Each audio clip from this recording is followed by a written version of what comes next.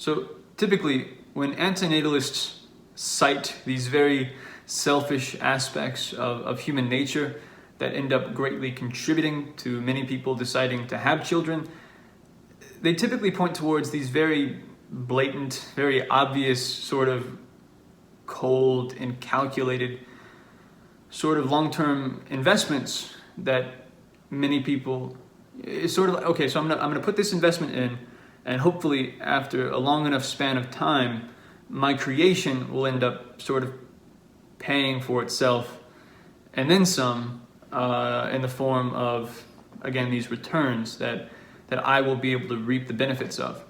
And I think one of the most obvious examples of this is probably people having children in the hopes that they will take care of them as they age, and whether that's taking care of them emotionally, financially, just generally being there for them in this very difficult time in their lives of aging.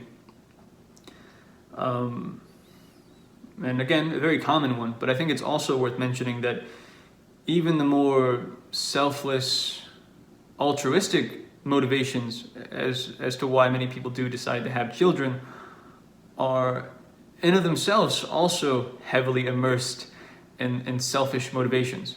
So, for example, when people have children in the hope of them being able to mold their creation in such a way that their creation ends up having an overall net positive impact on the world around them, and they end up becoming decent human beings, kind-hearted, productive,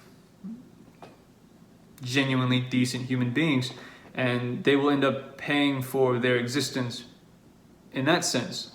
Oftentimes when people do this, they're not really doing it for the world at large. They're not really doing it for the sake of their community, or oftentimes more so, they're doing this as a sort of attempt to justify their own existence, to sort of be able to say, look what I was able to create, look what I was able to mold together into this very competent human being that I get to be so proud of.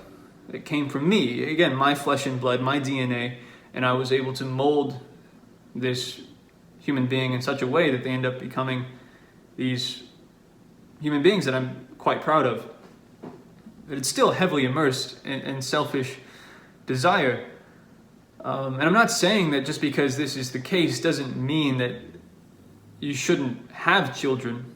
But I do think it's worth acknowledging that even, again, in these more altruistic cases where these decent human beings are having children in what they believe to be a very heroic sort of reason, it's still heavily immersed in selfish motivations, and it's just human nature.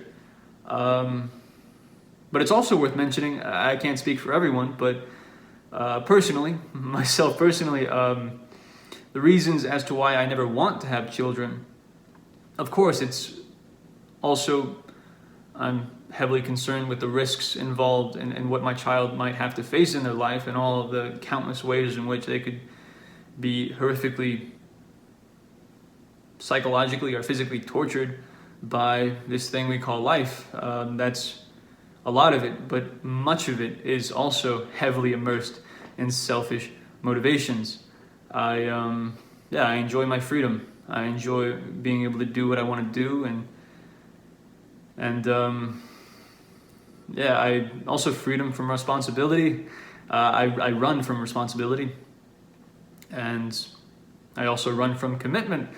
And this is getting a little personal, but yeah, it's just, what bigger commitment is there, right? Bringing a human being into existence and being responsible for all of the horrific things that can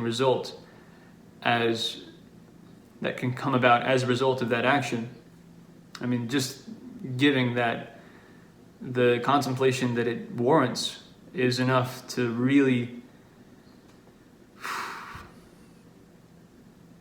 stop and go, "What, man? That's dangerous. I don't want to roll those dice." And there's also, of course, a fear of commitment in the sense of I never want to get married, for example. for many reasons. And I think that's, if you look at, very, very common worst case scenarios, I don't think that's a very unfounded fear, that form of commitment.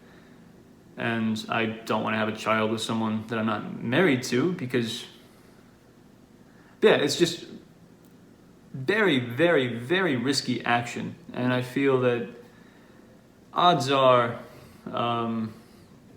things would go horrifically bad. So I'd rather not put my investments into that sort of high risk.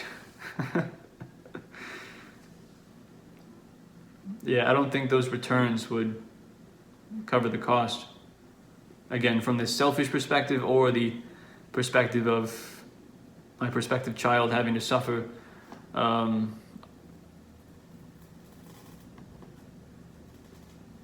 rather severely eventually.